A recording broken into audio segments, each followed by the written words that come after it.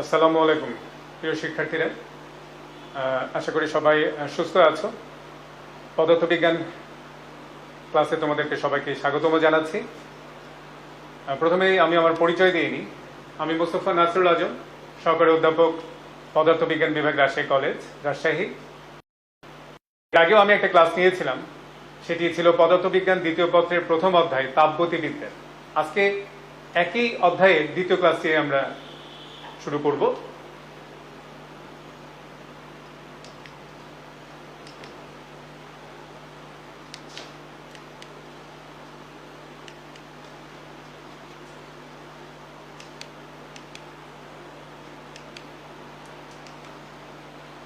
এর আগের ক্লাসে আমরা পড়েছিলাম তাপগতিবিদ্যা কি, তাপ বা তাপমাত্রা কি। আমরা থার্মোমিটার পড়েছিলাম, কিভাবে থার্মোমিটার তৈরি করা যায় এবং থার্মোমিটারের সাহায্যে কিভাবে বিভিন্ন স্কেল, অর্থাৎ Celsius scale, Fahrenheit scale, Kelvin scale তৈরি করা যায় এবং তাদের মধ্যে সম্পর্কগুলো কি সেগুলো সম্পর্কে আমরা পড়েছিলাম। সেটি ছিল দুই স্থির বিন্দু পদ্ধতি। তো দুই স্থির বিন্দু পদ্ধতিতে কিছু সমস্যা রয়েছে, যেমন স্কেলগুলো জানতে হবে, স্কেলগুলোর মধ্যে সম্পর্ক তৈরি করতে হবে ইত্যাদি। এই সমস্যাগুলো থেকে মুক্তি পাওয়ার জন্য আন্তর্জাতিক পরিমাপ সংস্থা এক স্থির বিন্দু পদ্ধতিতে তাপমাত্রা পরিমাপের একটি পদ্ধতি প্রণয়ন করে। আমরা আজকে সেই এক স্থির বিন্দু পদ্ধতি সম্পর্কে পড়ব। এক স্থির বিন্দু পদ্ধতি কি? প্রিয় শিক্ষার্থীরা, যে স্কেলে বা যে পদ্ধতিতে তাপমাত্রা পরিমাপের ক্ষেত্রে একটি মাত্র তাপমাত্রাকে স্থিরবিন্দু হিসেবে বিবেচনা করা হয় তাকে আমরা বলি এক স্থিরবিন্দু পদ্ধতিতে।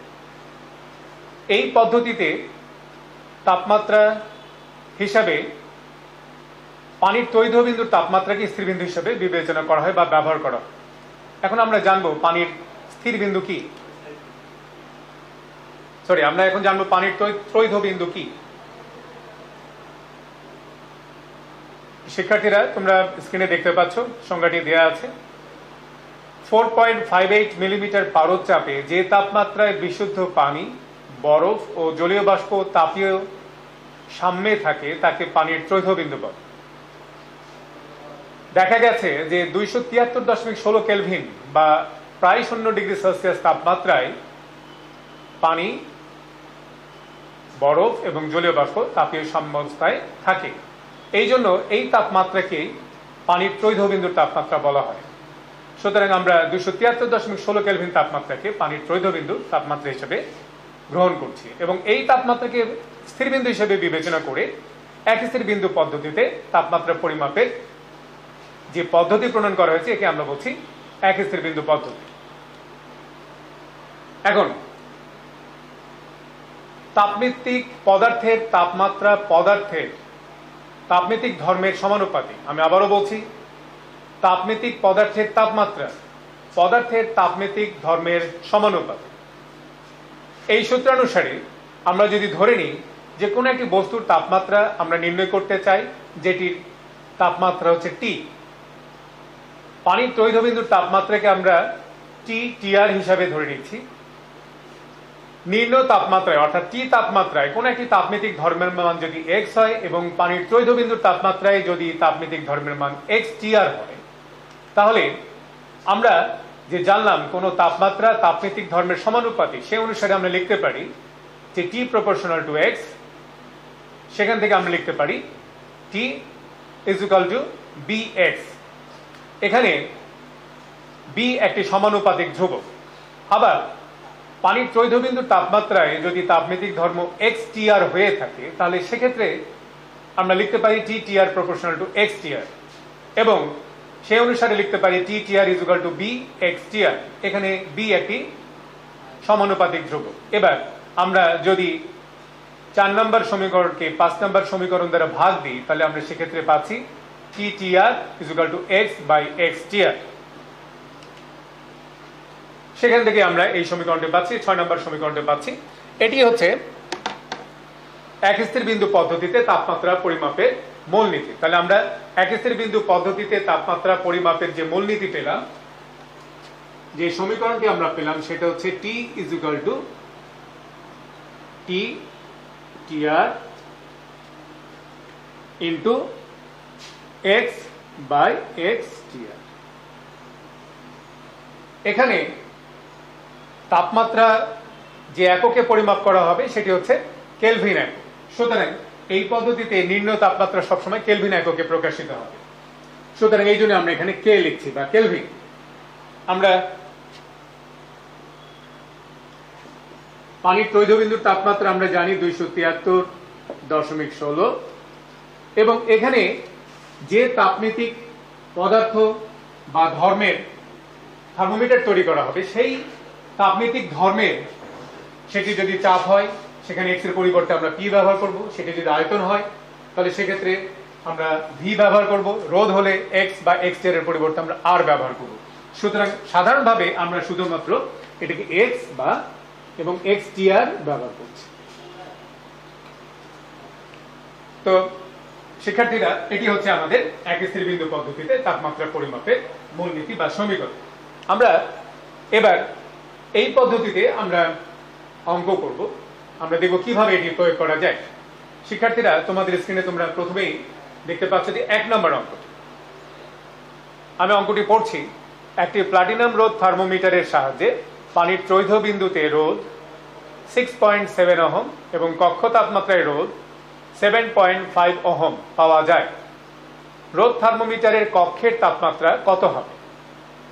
এখানে যে তাপনীতিক ধর্ম ব্যবহার করা হচ্ছে সেটি কিন্তু রোধ। সুতরাং আমরা এই সমীকরণটাতে এক্স এর পরিবর্তে পি আর ব্যবহার করব, কারণ আমরা রোধকে আর দ্বারা প্রকাশ করে থাকি। সুতরাং আমাদের সমীকরণটি হবে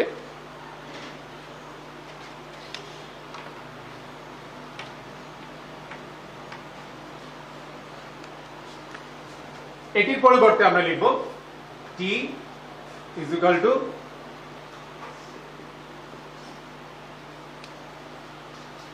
আর বাই আর টি আর, যেহেতু এখানে তাপনীতিক ধর্ম হিসেবে রোধকে ব্যবহার করা হয়েছে।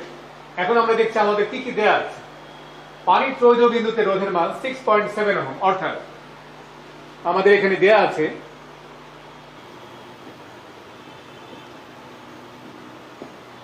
আর টি আর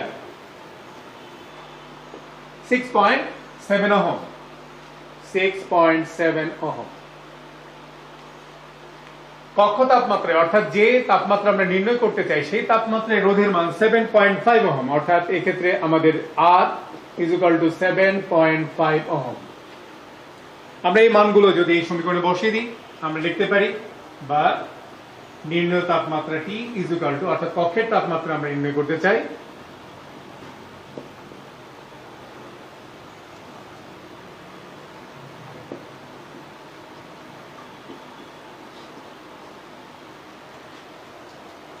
আমরা মানটি পাবো 305.77 কেলভিন।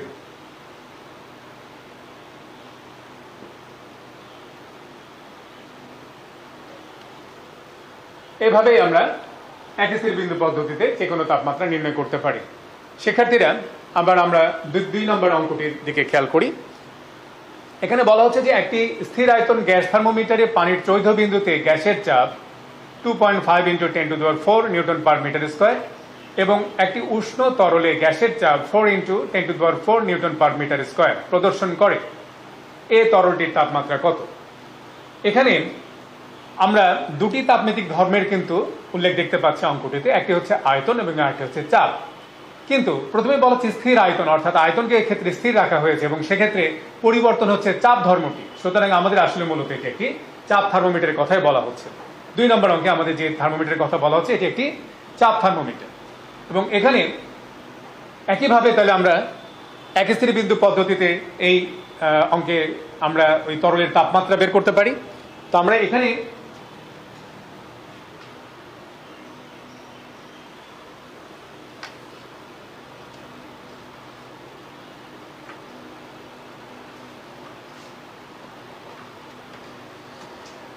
আমরা এই উপরের সমীকরণের পরিবর্তে যেহেতু আমাদের এই অঙ্কটিতে চাপ ধর্মটিকে প্রয়োগ করা হচ্ছে, সুতরাং আমরা এখানে এক্স এর পরিবর্তে লিখব পি এবং এক্স টি আর এর পরিবর্তে লিখব পি টি আর। আমরা একটু খেয়াল করি, অঙ্কে দেয়া আছে যে ত্রৈধ বিন্দুতে গ্যাসের চাপ অর্থাৎ পিটিআর, যেটির মান 2.5 into 10 to the power 4, 2.5 into 10 to the power 4 newton per metre square বা প্যাসকেল। আমরা উষ্ণ তরলের গ্যাসের চাপ সেটির মান দেয়া আছে 4 into 10 to the power 4 newton per metre square, 4 into 10 to the power 4 newton per metre square. সুতরাং এই মানগুলি আমরা এখানে বসিয়ে দিচ্ছি।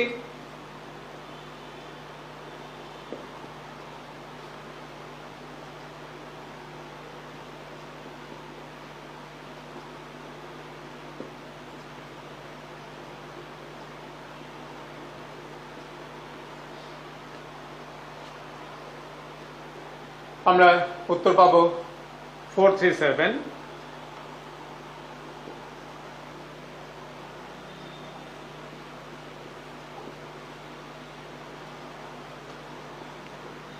শিক্ষার্থীরা তোমরা বাসায় অবশ্যই একবার এই অঙ্কটি ক্যালকুলেটর মিলিয়ে দেখবে।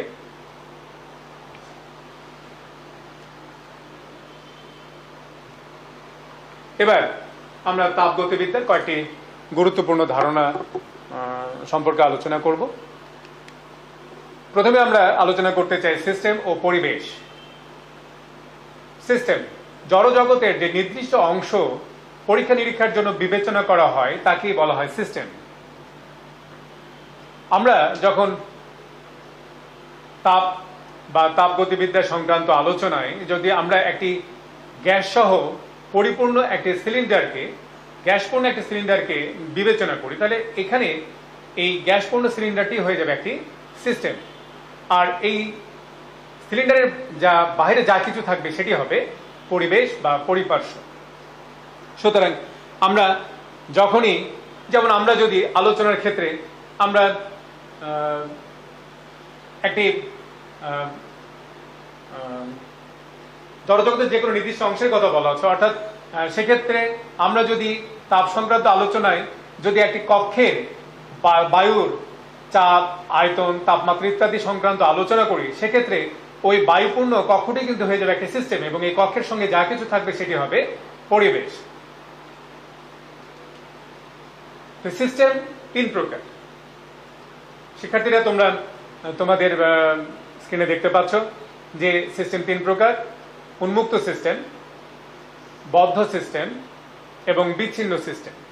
উন্মুক্ত সিস্টেম, যদি সিস্টেম পরিবেশের সাথে ভর এবং শক্তি উভয়ের আদান প্রদান করে তবে সেটিকে বলা হচ্ছে উন্মুক্ত সিস্টেম। যদি সিস্টেম পরিবেশের সাথে শুধুমাত্র শক্তির আদান প্রদান করে, সেক্ষেত্রে ভরের আদান প্রদান না করে, সেটিকে আমরা বলছি বদ্ধ সিস্টেম। আর যদি সিস্টেম পরিবেশের সাথে ভর এবং শক্তি কোনোটিরই আদান প্রদান যদি না করে তবে সেটিকে আমরা বলছি বিচ্ছিন্ন সিস্টেম। বোঝার জন্য আমি একটা উদাহরণ দিচ্ছি, যে যদিও এটি পারফেক্ট একটি উদাহরণ নয়, তারপর আমরা এটি বোঝার সুবিধার্থে আলোচনাটা করতে পারি। যেমন আমরা কাপে যখন গরম চা নিই, চায়ের কাপের উপরের পৃষ্ঠটি উন্মুক্ত থাকে, সেখান থেকে জলীয় বাষ্প পরিবেশে অর্থাৎ বাতাসে চলে যায়, এমনকি তাপক ধীরে ধীরে বাতাসে স্থানান্তরিত হয়, ফলে চাটি ঠান্ডা হতে থাকে। এক্ষেত্রে কিন্তু সিস্টেম পরিবেশের সঙ্গে ভর এবং শক্তি উভয়ই আদান প্রদান করছে, সুতরাং এটি কিন্তু উন্মুক্ত সিস্টেম। বদ্ধ সিস্টেম, আমরা যদি এই কাপের উপরে একটা পিরিচ দিয়ে ঢেকে দিই, অনেক সময় আমরা এটা করে থাকি, যদি আমরা বেশ কিছুক্ষণ পরে আমাদের চা খাওয়াটির প্রয়োজন হয়, অর্থাৎ আমাদের হাতে বেশ কিছু কাজ আছে কিন্তু চাটা চলে আসছে, এই মুহূর্তে আমরা চাচ্ছি যে চাটা কিছুক্ষণ গরম থাকুক, তবে সেক্ষেত্রে আমরা কি করতে পারি, উপরে যদি আমরা একটি পিরিচ দিয়ে ঢেকে দিই, তাহলে সেক্ষেত্রে কিন্তু ওই কাপের চা থেকে কোনো জলীয় বাষ্পই বাইরে বের হবে না, কিন্তু সেক্ষেত্রে কিন্তু তাপের আদান প্রদান ঘটবে পরিবেশের সাথে। সুতরাং এক্ষেত্রে ভরের কোনো আদান প্রদান হচ্ছে না, কিন্তু তাপের আদান প্রদান হচ্ছে, এটিকে আমরা বলছি বদ্ধ সিস্টেম। আর আমরা এই চাটাই যদি আমরা একটি ফ্লাক্সের ভিতর রেখে ফ্লাক্সের মুখটাকে বন্ধ করে দিই, তবে এটি কিন্তু দীর্ঘক্ষণ গরম থাকে। এক্ষেত্রে যদি এটি একটি আমরা যে থার্মোমিটার আমরা যে ফ্লাক্সের গঠন জানি, যদি এটি পারফেক্ট হতো তাহলে সেক্ষেত্রে কিন্তু কোনো শক্তি কিন্তু পরিবেশে যেতে পারতো না, সেক্ষেত্রে ভর এবং শক্তির কোনো আদান প্রদানই হতে পারে না। বিধায় আমরা এটাকে বলতে পারি বিচ্ছিন্ন সিস্টেম। সুতরাং আমরা এই 3 ধরনের সিস্টেমের আলোচনা করলাম। শিক্ষার্থীরা তোমাদের বোঝার জন্য আমি উদাহরণটি দিলাম। এবার আমরা জানবো অভ্যন্তরীণ শক্তি কি। আমরা জানি বায়ু প্রবাহ বা পানির প্রবাহের কারণে বিদ্যুৎ উৎপাদিত হয়। আমরা দেখেছি যে বায়ু প্রবাহিত হয়, বায়ু প্রবাহিত হলে টারবাইন ঘোরে, সেই টারবাইন থেকে আমরা বিদ্যুৎ উৎপাদন করি। পানি উঁচু জায়গা থেকে পানি নিচে গড়িয়ে পড়লে সেই গড়িয়ে পড়া পানি দ্বারাই টারবাইন ঘোরানো হয় এবং সেখান থেকেও কিন্তু শক্তি পাওয়া যায়। এগুলো কিন্তু সবগুলোই কিন্তু আমরা এখানে দেখতে পাচ্ছি যে সিস্টেম বা বস্তুর কিন্তু গতিশক্তিকে ব্যবহার করা হচ্ছে, কিন্তু আমরা এই শক্তির কথা বলছি না। গতিশক্তি ছাড়াও প্রত্যেকটা সিস্টেম বা বস্তুর মধ্যেই এক ধরনের অন্তর্নিহিত শক্তি থাকে। পদার্থের ভিতরে বা সিস্টেমের ভিতরে যে অণু পরমাণুগুলো থাকে বা মৌলিক কণাগুলো থাকে তারা সবসময় কিন্তু গতিশীল। এই কণাসমূহের বা অণু পরমাণু বা কণাসমূহের গতি এবং তাদের মধ্যকার যে পারস্পরিক বলের কারণেই এক ধরনের শক্তি এই প্রত্যেকটা সিস্টেমের ভেতরেই থাকে। আমরা এই শক্তিকে বলছি অভ্যন্তরীণ বা অন্তস্থ শক্তি। কোন একটা সিস্টেমের অবস্থা যে 3টি রাশি দ্বারা প্রকাশ করা হয় তাকে আমরা বলছি তাপগতীয় স্থানাঙ্ক। আমরা সাধারণত কোন একটা সিস্টেমের অবস্থা চাপ, আয়তন এবং তাপমাত্রা দ্বারাই পরিমাপ করা হয়। এই জন্য চাপ, আয়তন এবং তাপমাত্রাকে তাপগতীয় স্থানাঙ্ক বলা হয়। এবার আমরা পড়ব তাপগতিবিদ্যার প্রথম সূত্র। বিজ্ঞানী জুল এই সূত্রটি প্রদান করেন, এই জন্য এটিকে জুলের সূত্রও বলা হয়। উনি বলছেন, যদি তাপকে সম্পূর্ণরূপে কাজে বা কাজকে সম্পূর্ণরূপে তাপে রূপান্তরিত করা হয় তবে কাজ তাপের সমানুপাত। আমি আবারও বলছি, যদি তাপকে সম্পূর্ণরূপে কাজে বা কাজকে সম্পূর্ণরূপে তাপে রূপান্তর করা যায় তবে কাজ তাপের সমানুপাতিক। এটাকে জুলের সূত্র বলা হয়। এখন যদি কাজ W এবং তাপ যদি H হয় তাহলে জুলের সূত্রানুসারে আমরা লিখতে পারি W proportional to H, অর্থাৎ W is equal to JH। এখানে যে একটি সমানুপাতিক ধ্রুবক, একে তাপের যান্ত্রিক তুল্যাঙ্ক বা যান্ত্রিক সমতা বলে। একটা সময় কাজকে জুলে এবং শক্তিকে জুলে এবং কাজকে ক্যালোরিতে প্রকাশ করা হতো। সেই সময় এই যে বা তাপের যান্ত্রিক তুল্যাঙ্কের একটি গুরুত্ব ছিল, যে এর মান সেই অনুসারে পাওয়া যায় 4.2 জুল পার ক্যালোরি। কিন্তু এখন যেহেতু তাপকেও জুলে প্রকাশ করা হয় এবং কাজকেও জুলে প্রকাশ করা হয়, সুতরাং এই ক্ষেত্রে জুলের মান হচ্ছে জের মান হচ্ছে 1। বিজ্ঞানী ক্লসিয়াস তাপগতির প্রথম সূত্রকে একটু ভিন্নভাবে ব্যাখ্যা করেন বা প্রকাশ করেন। এটিকে বলা হয় তাপগতিবিদ্যার প্রথম সূত্রের সাধারণ রূপ বা ক্লসিয়াসের সূত্র। আমি এখন তাপগতিবিদ্যার প্রথম সূত্রের সাধারণ রূপকে বর্ণনা করছি। উনি বলছেন, যখন কোন সিস্টেমে তাপশক্তি সরবরাহ করা হয় তখন সেই তাপশক্তির কিছু অংশ সিস্টেমের অভ্যন্তরীণ শক্তি বৃদ্ধিতে সহায়তা করে। বাকি অংশ দ্বারা সিস্টেম তার পরিবেশের উপর বাহ্যিক কাজ সম্পন্ন করে। আমরা যদি কোনো পাত্রে আবদ্ধ কিছু গ্যাস, সেখানে যদি আমরা কিছু তাপশক্তি সরবরাহ করি, সঙ্গে সঙ্গেই কিন্তু গ্যাসের চাপ বৃদ্ধি পাবেন। প্রথমে গ্যাসের নিজস্ব শক্তি যা অভ্যন্তরীণ শক্তি বৃদ্ধি পায়। সুতরাং এই শক্তি বৃদ্ধি পাওয়ার পরে আরো অবশিষ্ট শক্তি দ্বারা কি করবে, ওই গ্যাস বাহ্যিক কাজ সম্পন্ন করবে। আমরা যদি কোনো একটি তরল পদার্থ যেমন পানিতেও যদি আমরা তাপ প্রদান করি, তবে পানির আয়তন কিন্তু সঙ্গে সঙ্গে বৃদ্ধি পাবে না। প্রথমে পানির নিজস্ব অভ্যন্তরীণ শক্তি বৃদ্ধি পাবে, তারপরে পানির আয়তন বৃদ্ধি পাবে। সুতরাং এই কথাটি বলা হচ্ছে যে যখনই কোনো সিস্টেমে তাপশক্তি সরবরাহ করা হয় তার কিছুটা অংশ অভ্যন্তরীণ শক্তি বৃদ্ধিতে কাজ করবে, বাকিটা দ্বারা সিস্টেম পরিবেশের উপর কাজ সম্পন্ন করবে। মূলত ক্লসিয়াসের সূত্র তাপ গতিবিদ্যার প্রথম সূত্রের সাধারণ রূপে যা বর্ণনা করেছে তা মূলত শক্তির নিত্যতার সূত্রকেই প্রকাশ করে। তো তাপগতিবিদ্যার প্রথম সূত্রের সাধারণ রূপ অনুসারে আমরা যদি বলি যে কোন একটা সিস্টেমে ডেল কিউ পরিমাণ তাপ শক্তি সরবরাহ করা হয়, ফলে সিস্টেমের অভ্যন্তরীণ শক্তির পরিবর্তন যদি ডেল ইউ হয় এবং সিস্টেম দ্বারা পরিবেশের উপর কাজের পরিমাণ যদি ডেল ডাব্লিউ হয়, তাহলে আমরা ক্লসিয়াসের বিবৃতি অনুসারে লিখতে পারি del Q is equal to del U plus del W. আর এই পরিবর্তন যদি অতি ক্ষুদ্র হয়, ক্ষুদ্রাতি ক্ষুদ্র পরিবর্তনের জন্য আমরা লিখতে পারি D Q is equal to D U plus D W. এখানে শক্তি, প্রদত্ত শক্তি বা অভ্যন্তরীণ শক্তি বা কাজ, এগুলো কি ধনাত্মক এবং ঋণাত্মক হতে পারে। আমরা এই চারটিতে একটু দেখি যে কোনো একটা সিস্টেমে যে প্রদত্ত শক্তি বাইরে থেকে যে শক্তি দেওয়া হয় বা নেওয়া হয় সেটি ধনাত্মক বা ঋণাত্মক হতে পারে, অর্থাৎ ডেল কিউ বা ডি কিউ ধনাত্মক বা ঋণাত্মক হতে পারে। কখন এটি ধনাত্মক? যখন সিস্টেমে তাপ সরবরাহ করা হয় তখন এটি ধনাত্মক। আর সিস্টেম থেকে যদি তাপ কমে যায়, অর্থাৎ সিস্টেম যদি তাপ হারায়, তাহলে সেটি হবে ঋণাত্মক।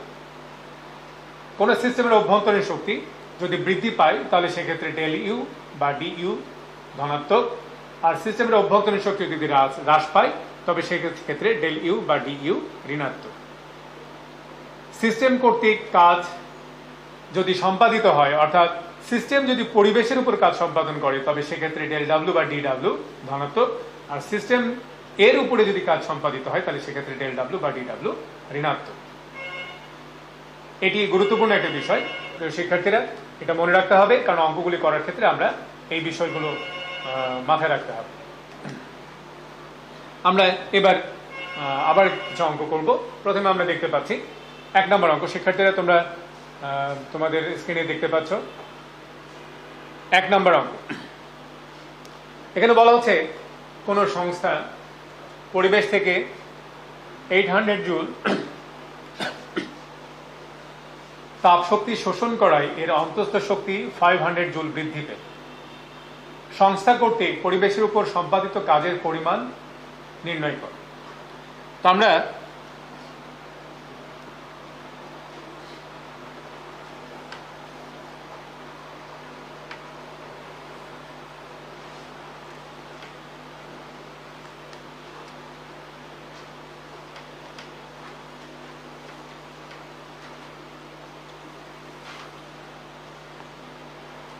তাপগতিবিদ্যার প্রথম সূত্রানুসারে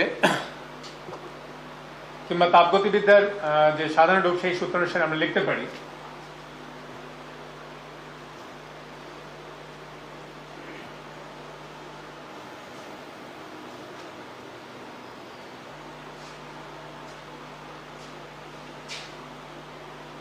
এখানে 800 জুল তাপ শক্তি পরিবেশ থেকে শোষণ করেছে সিস্টেম, অর্থাৎ সিস্টেমকে এখানে তাপ শক্তি দেওয়া হয়েছে।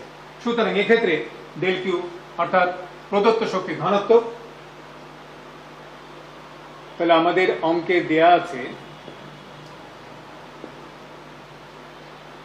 ডেল কিউ এবং এটি ধনাত্মক, কারণ সিস্টেম পরিবেশ থেকে শক্তি সংগ্রহ করেছে এবং সিস্টেমের শক্তি বৃদ্ধি পেয়েছে, অভ্যন্তরীণ শক্তি বৃদ্ধি পেয়েছে। আমরা কিছুদিন আগে দেখেছি যদি সিস্টেমের অভ্যন্তরীণ শক্তি বৃদ্ধি পায় তবে সেক্ষেত্রে অভ্যন্তরীণ শক্তি ধনাত্মক।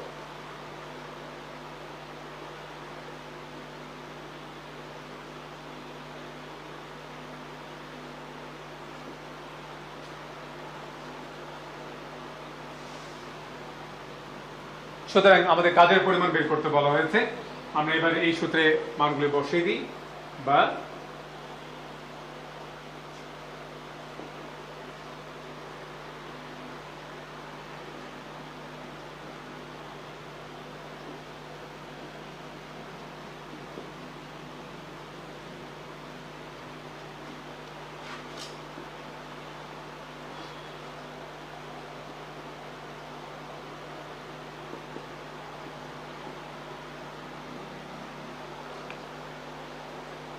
সুতরাং আমরা দেখতে পাচ্ছি যে সিস্টেম পরিবেশের উপর যে কাজ সম্পাদন করেছে তার পরিমাণ হচ্ছে 300 জুল।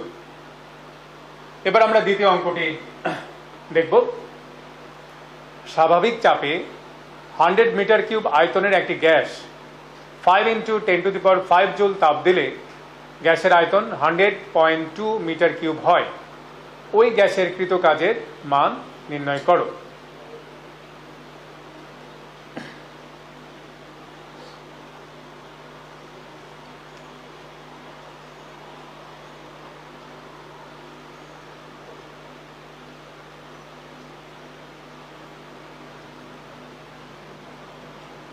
আচ্ছা প্রিয় শিক্ষার্থীরা, আমরা এই 2 এবং 3 নম্বর অঙ্কে আমরা কিছুক্ষণ পরে ফিরে আসবো, কারণ আমাদের এখানে আরেকটি বিষয় জানা দরকার যে স্থির চাপে কোনো গ্যাসের কতটুকু কাজ হয় সেটি আমাদের জানা দরকার। আমরা তারপর আবার এখানে ফিরে আসবো 2 এবং 3 নম্বর অঙ্ক।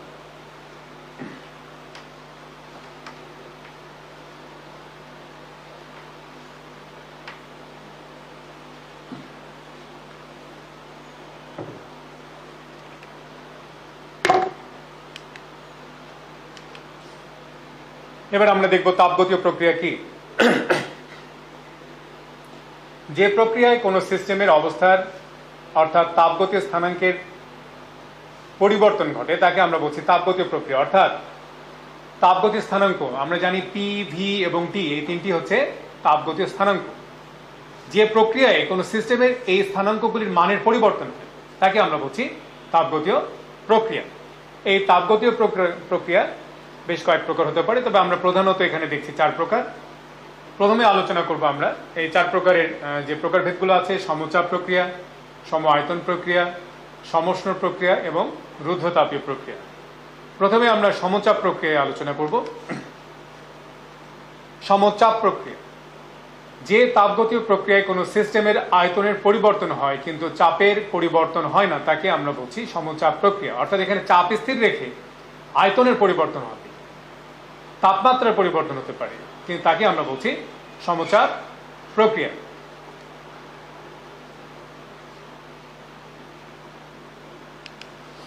আমরা সমচাপ প্রক্রিয়ার একটি গ্রাফ দেখতে পাচ্ছি। এখানে দেখানো হচ্ছে যে কোনো একটা সিস্টেমের চাপ স্থির আছে এবং সেক্ষেত্রে সিস্টেমের আয়তন পরিবর্তন হয়েছে এ থেকে বি বিন্দু পর্যন্ত। অর্থাৎ সেক্ষেত্রে আয়তনের পরিবর্তন হয়েছে কিন্তু চাপের কোনো পরিবর্তন হয়নি। এটি হচ্ছে সমচাপ প্রক্রিয়ায় লেখচিত্র।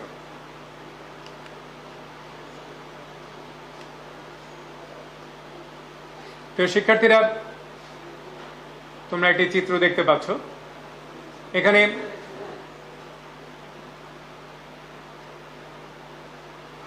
একটা সিলিন্ডারের ভেতরে পিস্টন কিভাবে কাজ করে সেটি দেখানো হচ্ছে।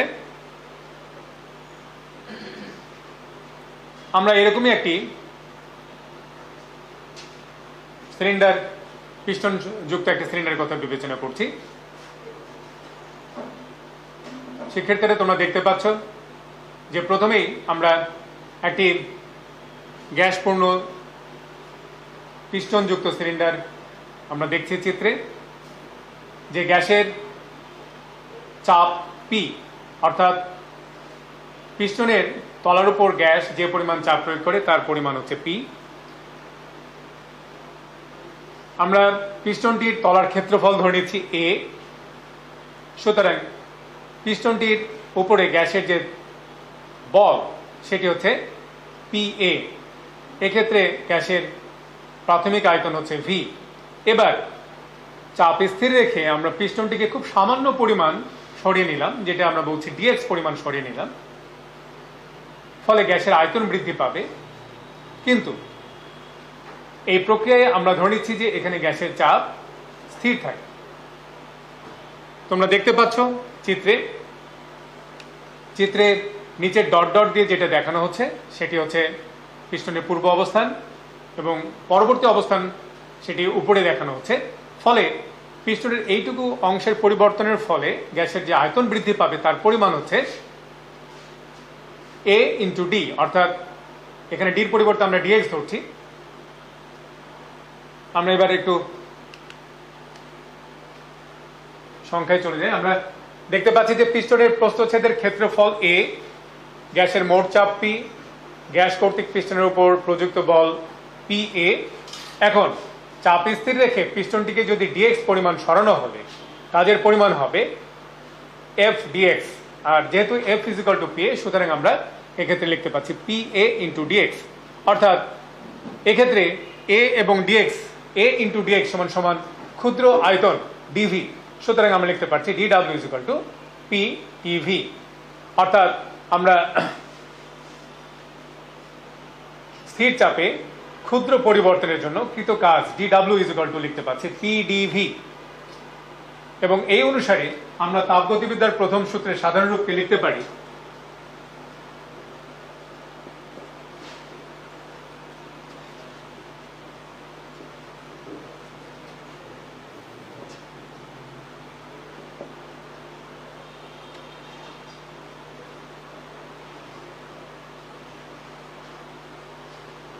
অর্থাৎ স্থির চাপে কাজের পরিমাণ পিডিভি। এখন এক্ষেত্রে যদি আয়তনের চাপস্থির রেখে আয়তনের পরিমাণ আরো অধিক পরিমাণ হয়ে থাকে, তাহলে সেক্ষেত্রে আমরা ধরে নিতে পারি যে গ্যাসের আয়তন V1 থেকে V2 তে পরিবর্তিত হয়েছে, এবং সেক্ষেত্রে মোট কাজ লেখা যেতে পারে W = ইন্টিগ্রেশন অফ DW। অর্থাৎ সেক্ষেত্রে আমরা DW = PdV লিখলে আমরা এখানে লিমিট দিয়েছি V1 থেকে V2, এবং এখানে সমাকলন করে আমরা পাচ্ছি W = P × V2 - V1।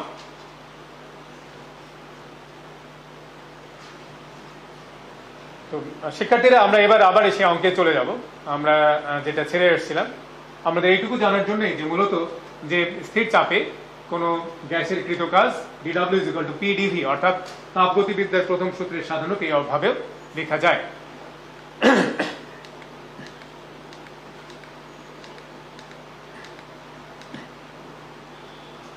এবার আমরা 2 নম্বর অঙ্কটি দেখব। এখানে বলা, দেখো প্রথমে এখানে আমাদের বলা হচ্ছে যে স্বাভাবিক চাপে, অর্থাৎ এক্ষেত্রে চাপ স্থির রেখে 100 মিটার কিউব 100 মিটার কিউব আয়তনের একটি গ্যাস, অর্থাৎ এটি যদি V1 হয় 100 মিটার কিউব, বাইরে থেকে তাপ দেওয়া হলো 5 × 10⁵ পরিমাণ জুল, ফলে গ্যাসের আয়তন 100.2 মিটার কিউব হলো, অর্থাৎ এটিকে আমরা V2 ধরে নিচ্ছি। কাজের পরিমাণ কত? তো আমরা এখানে লিখতে পারি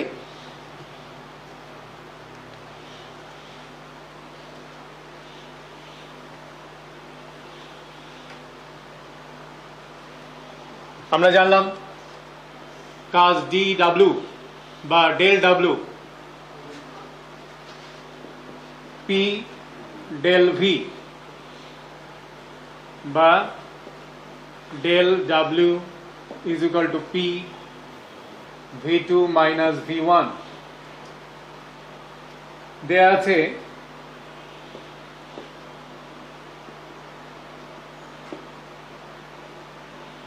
V1 = 100 মিটার কিউব,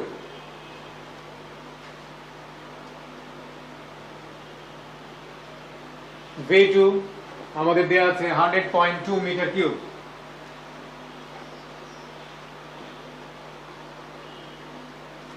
সুতরাং এবং এখানে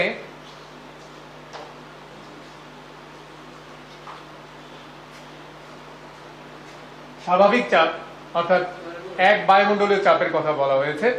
তো সেক্ষেত্রে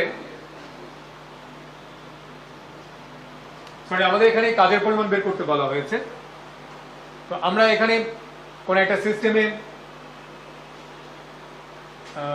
যে কথা পাওয়া যাচ্ছে, অর্থাৎ যে পরিমাণ তাপ দেওয়া হচ্ছে, তাপের পরিমাণ হচ্ছে ডেল কিউ = 5 × 10⁵ জুল।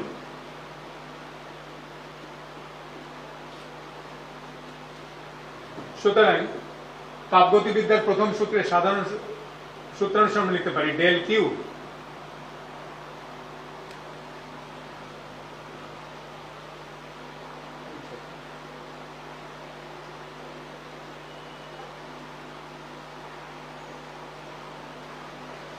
এখানে স্বাভাবিক চাপ, এক বায়ুমণ্ডলীয় চাপ 5 × 10⁵ নিউটন পার মিটার স্কয়ার। সুতরাং আমরা লিখতে পারি বা ডেল W = P এর মান 5 × 10⁵, এখানে V2 এর মান আছে 100.2 এবং V1 এর মান আছে 100। আমরা এই মানগুলি যদি এখানে বসাই,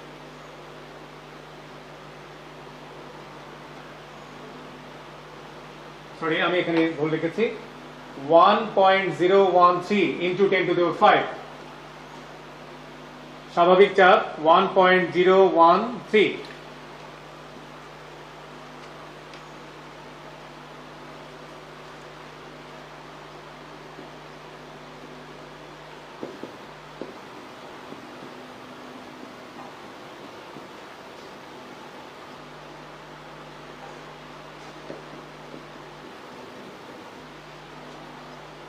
আমরা এখান থেকে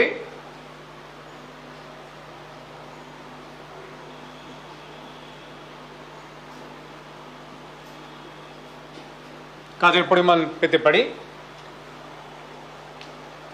20,260 জুল। এবার প্রিয় শিক্ষার্থীরা, আমরা 3 নম্বর অঙ্কটি দেখি।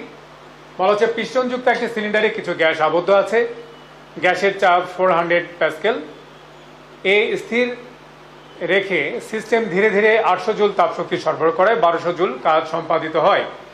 গ্যাসের আয়তন এবং অন্তস্থ শক্তির পরিবর্তন নির্ণয় করো। গ্যাসের আয়তন এবং অন্তস্থ শক্তির পরিবর্তন নির্ণয় করো।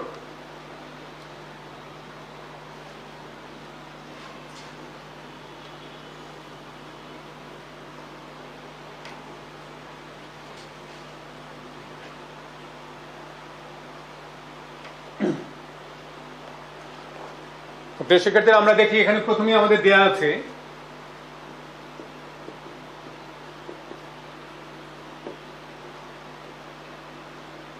চাপ 400 প্যাসকেল, 800 জুল তাপশক্তি সরবরাহ করা হয়েছে, অর্থাৎ এক্ষেত্রে del Q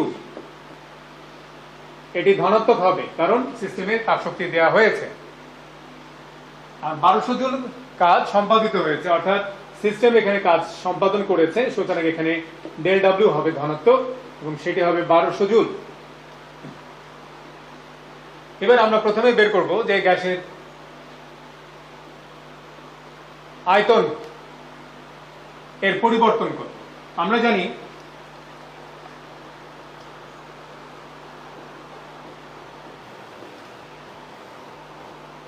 del W is equal to P del V। আমাদের del V চাওয়া হয়েছে, সুতরাং del V is equal to del W by P। del W এর মান এখানে 1200 দেয়া আছে, P এর মান 400 সমান সমান 3 মিটার কিউব। সুতরাং আমরা প্রথম উত্তরটি পেয়ে গেলাম, গ্যাসের আয়তনের পরিবর্তন কত। এবার আমরা অন্তস্থ শক্তির পরিবর্তন করতে, অর্থাৎ ডেল ইউ নির্ণয় করতে চাই। আমরা তাপগতিবিদ্যার প্রথম সূত্রের সাধারণ রূপ অনুসারে আমরা জানি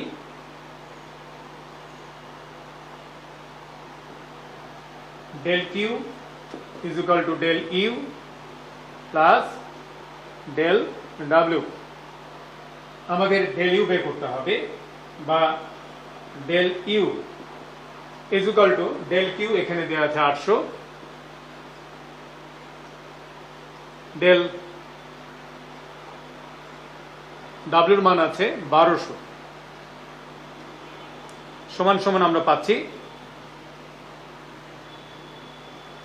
অর্থাৎ অভ্যন্তরীণ শক্তি মান ঋণাত্মক এসেছে, অর্থাৎ আমরা এই থেকে বলতে পারি যে অভ্যন্তরীণ শক্তির পরিমাণ কমে গেছে। অর্থাৎ আমরা জানি এটা কখন ঋণাত্মক হবে, যদি অভ্যন্তরীণ শক্তি হ্রাস পায়। সুতরাং এই অঙ্কে বোঝা যাচ্ছে যে অভ্যন্তরীণ শক্তি হ্রাস পেয়েছে।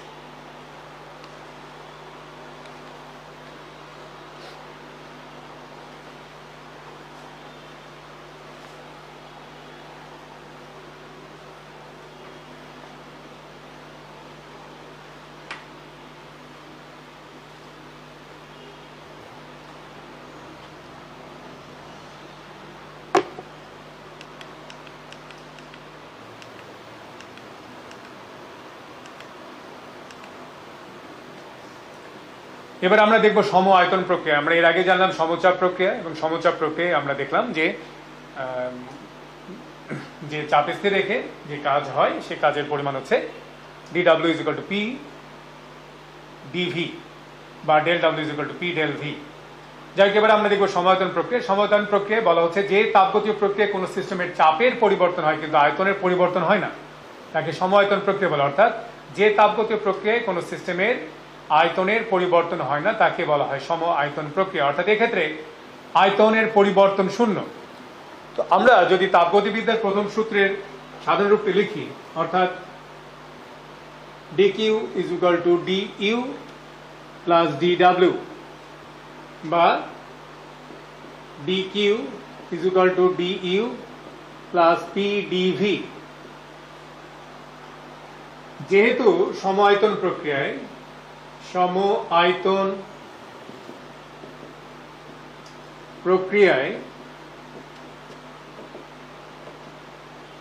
আয়তনের পরিবর্তন হয় না, অর্থাৎ সেক্ষেত্রে dv is equal to 0। সুতরাং সমায়তন প্রক্রিয়ায় তাপগতিবিদ্যার প্রথম সূত্রের সাধারণ রূপটি হবে dq is equal to DU. এটি হচ্ছে সমায়তন প্রক্রিয়ায় তাপগতিবিদ্যার প্রথম সূত্রের সাধারণ। অর্থাৎ কোন সিস্টেমে যতটুকু তাপ প্রদান করা হবে বা সিস্টেম যতটুকু তাপ বর্জন করবে সেটি হবে তার অভ্যন্তরীণ শক্তির পরিবর্তন। আমরা সমায়তন প্রক্রিয়ায় একটি লেখচিত্র দেখছি, অর্থাৎ এক্ষেত্রে চাপের পরিবর্তন হচ্ছে কিন্তু আয়তনের কোনো পরিবর্তন হচ্ছে না। সমায়তন প্রক্রিয়ার লেখচিত্রটি তোমরা দেখতে পাচ্ছ তোমাদের স্ক্রিনে, এইরকম হবে। এবার আমরা পড়ব সমউষ্ণ প্রক্রিয়া। উষ্ণ, সম উষ্ণ, সমান উষ্ণতা। আমরা নাম থেকে বুঝতে পারছি যে প্রক্রিয়ায় উষ্ণতার কোনো পরিবর্তন হয় না, অর্থাৎ চাপের পরিবর্তন হবে, আয়তনেরও পরিবর্তন হবে, কিন্তু সিস্টেম এর তাপমাত্রা কোনো পরিবর্তন হবে। অর্থাৎ এক্ষেত্রে সিস্টেম পরিবেশের সঙ্গে তাপের আদান প্রদান করবে, সিস্টেম পরিবেশের সঙ্গে তাপের আদান প্রদান করবে, কিন্তু তার নিজের তাপমাত্রা কোনো পরিবর্তন হবে না। এই প্রক্রিয়া কি বলা হয়? সমউষ্ণ প্রক্রিয়া। শিক্ষার্থীরা তোমরা বিষয়টি কিন্তু মনোযোগ সহকারে শুনবে। উষ্ণতার সময় কিন্তু তাপের আদান প্রদান হবে, অর্থাৎ এই প্রক্রিয়ায় চাপের পরিবর্তন হবে, আয়তনের পরিবর্তন হবে, সিস্টেম পরিবেশের সঙ্গে তাপের আদান প্রদান করবে, কিন্তু তার নিজের তাপমাত্রা স্থির থাকবে। এটাকে বলা হচ্ছে সমউষ্ণ প্রক্রিয়া। এটি অত্যন্ত ধীর প্রক্রিয়া। আমি চিত্র এঁকে তোমাদেরকে একটু বোঝানোর চেষ্টা করছি। 11টা শেষ করে দেব, 11টা শেষ করবো।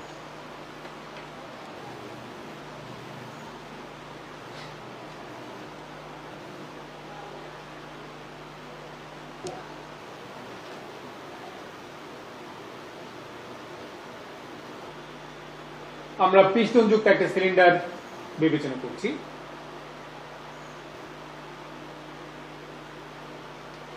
শিক্ষার্থীরা, এই সিলিন্ডারটির গা বেয়ে তাপ আদান প্রদান করতে পারে, অর্থাৎ এটা বাইরে, এটা পরিবেশ, সিস্টেমের ভিতরে কিছু গ্যাস আছে। আমরা যদি এই পিস্টনটাকে এখন ধীরে ধীরে চাপ প্রয়োগ করি তাহলে স্বাভাবিকভাবে এর চাপ বৃদ্ধি পাবে, এর আয়তন হ্রাস পাবে এবং চাপ বৃদ্ধি পাবে। ফলে সিস্টেমের অভ্যন্তরীণ শক্তি বৃদ্ধি পাবে, ফলে সিস্টেমের ভিতরে তাপমাত্রা বাড়তে শুরু করবে। কিন্তু যেহেতু প্রক্রিয়াটি ধীর, সুতরাং উৎপন্ন তাপ সিস্টেমের অর্থাৎ সিলিন্ডারের গা বেয়ে পরিবেশে চলে যাবে। এখানে এই পরিবর্তনটা এমন হবে যে উৎপন্ন তাপ পরিবেশে যাওয়ার সুযোগ পাবে, ফলে সিস্টেমের তাপমাত্রার কোনো পরিবর্তন হবে না। আবার একই রকম ভাবে যদি আমরা পিস্টনটাকে ধীরে ধীরে উপর দিকে নিতে থাকি, সেক্ষেত্রে চাপ কমে যাবে, আয়তন বেড়ে যাবে, সিস্টেমের অভ্যন্তরীণ শক্তি হ্রাস পাবে, অর্থাৎ তাপমাত্রা কমে যাবে। এই তাপমাত্রা কমে যাওয়ার ফলে বাহির থেকে তাপ সিস্টেমের ভেতরে প্রবেশ করবে, কিন্তু তাপমাত্রার আর পরিবর্তন ঘটবে না। অর্থাৎ অভ্যন্তরীণ শক্তি হ্রাস পাওয়ার ফলে যেটুকু তাপমাত্রা কমে যাবে, বাহির থেকে তাপ এসে সেই তাপমাত্রাটুকু পূরণ করবে, ফলে সিস্টেমের তাপমাত্রা কোনো পরিবর্তন হবে না। এই ধরনের প্রক্রিয়াকে আমরা বলছি সমউষ্ণ প্রক্রিয়া, এবং সমউষ্ণ প্রক্রিয়া একটি ধীর প্রক্রিয়া। সমউষ্ণ প্রক্রিয়ার ক্ষেত্রে লেখচিত্রটি তোমরা দেখতে পাচ্ছ তোমাদের স্ক্রিনে।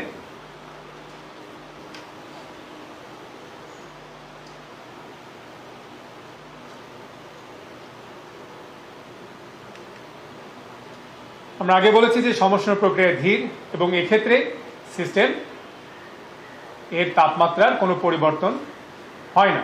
অর্থাৎ যেহেতু সিস্টেমের তাপমাত্রা কোনো পরিবর্তন হয় না, অর্থাৎ আমরা বলতে পারি সিস্টেমের অভ্যন্তরীণ শক্তির কোনো পরিবর্তন হয় না, কারণ সিস্টেমের অভ্যন্তরীণ শক্তির পরিবর্তনটা তাপমাত্রার পরিবর্তন দ্বারাই প্রকাশিত হয়। আচ্ছা, সুতরাং এক্ষেত্রে আমরা তাপগতিবিদ্যার প্রথম সূত্রকে লিখতে পারি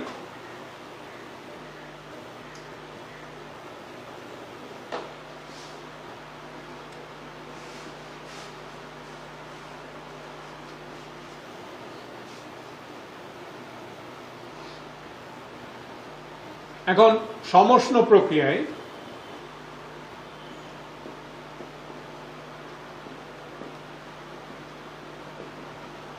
যেহেতু সিস্টেমের তাপমাত্রা স্থির থাকে, অর্থাৎ আমরা বলতে পারি সিস্টেমের অভ্যন্তরীণ শক্তি এর পরিবর্তন শূন্য।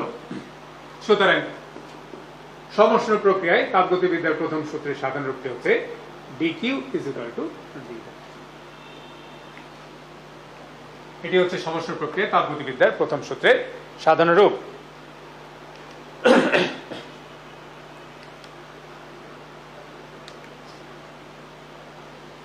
তো শিক্ষার্থীরা, আমরা প্রথম অধ্যায়ের শেষ যে প্রথম পত্রের যে শেষ অধ্যায়টি ছিল সেখানে কিন্তু আমরা বয়লের সূত্র পড়েছি।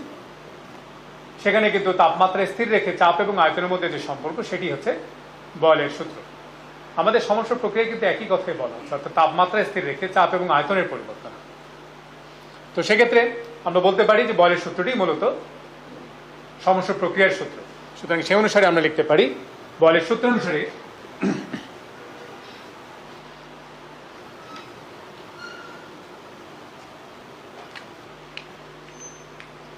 সমষ্ণ প্রক্রিয়ার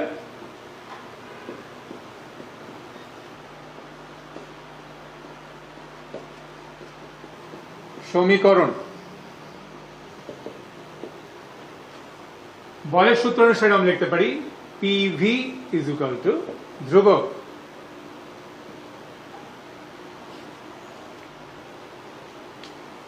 সুতরাং এটি হচ্ছে সমষ্ণ প্রক্রিয়ার সমীকরণ। আমরা এবার সমষ্ণ প্রক্রিয়ায় কাজের রাশিমালা দেখব।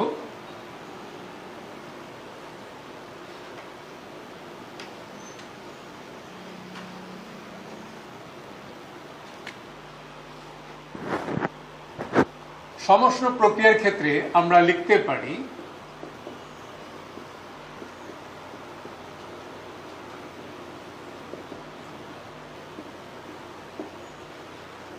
PV = nRT। আমরা কিছুক্ষণ আগে দেখলাম সমষ্ণ প্রক্রিয়ার সূত্র হচ্ছে PV = ধ্রুবক,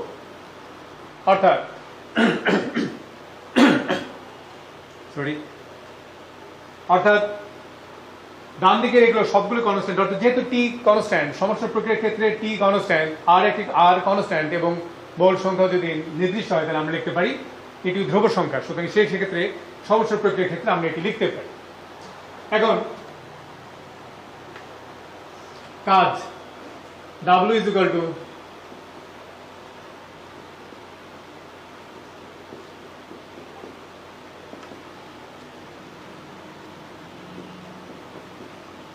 পির মানটা আমরা যদি এখান থেকে বসিয়ে দিই আমরা লিখতে পারছি nRT /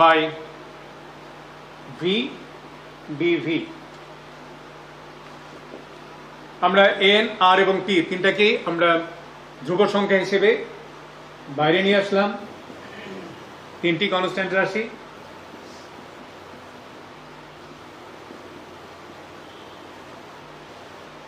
dv/v এর সমাকলন ln v।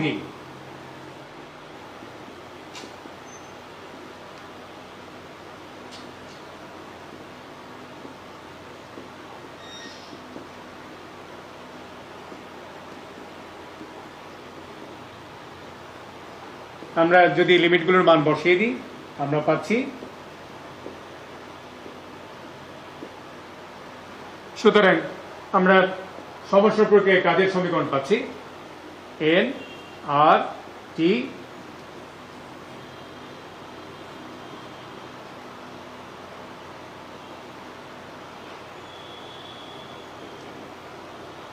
সুতরাং প্রিয় শিক্ষার্থী, এটি হচ্ছে আমাদের সমষ্ণ প্রক্রিয়ায় কাজের সমীকরণ। অত্যন্ত গুরুত্বপূর্ণ সমীকরণ, এটি আমাদের বিভিন্ন ক্ষেত্রে কাজে লাগবে, উদ্দীপকের ক্ষেত্রে বা এমসিকিউর ক্ষেত্রে কাজে লাগবে। সুতরাং এই সমীকরণটি ভালো করে তোমরা খেয়াল রাখবে। তো শিক্ষার্থীরা, আজ আমরা শেষ করছি, আবার ইনশাল্লাহ দেখা হবে তোমাদের সাথে। সবার সুস্বাস্থ্য কামনা করছি, ভালো থেকো সবাই, ধন্যবাদ।